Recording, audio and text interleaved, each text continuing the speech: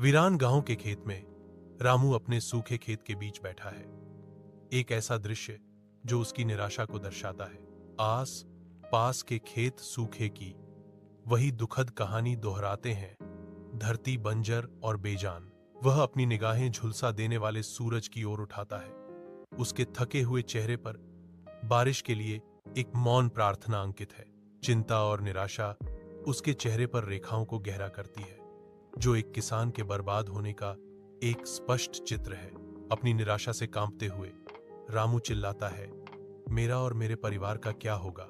विशाल आकाश के नीचे एक वैज्ञानिक रामू के विनम्र खेत पर आता है, जो अपने साथ बदलाव का वादा लाता है।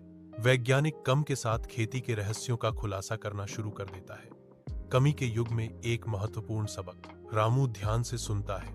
उसकी आंखों में वह आशा झलकती है कि शायद भूमि एक बार फिर से फल फूल सकती है।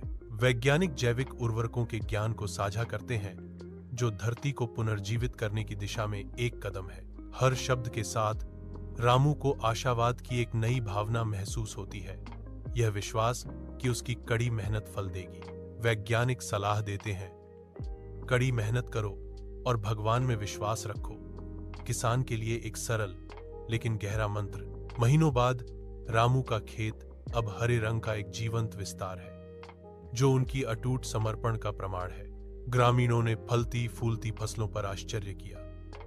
उनके चेहरे विस्मय और आशा से जगमगा रहे थे। रामू मुस्कुराता है, अपनी सफलता के लिए स्वर्ग के प्रति कृतज्ञता का एक विनम्र भाव, एक उदार भावना के साथ रामू घोषणा करता है, कड़ी मेहनत और सही ज्ञान से सब कुछ संभव है।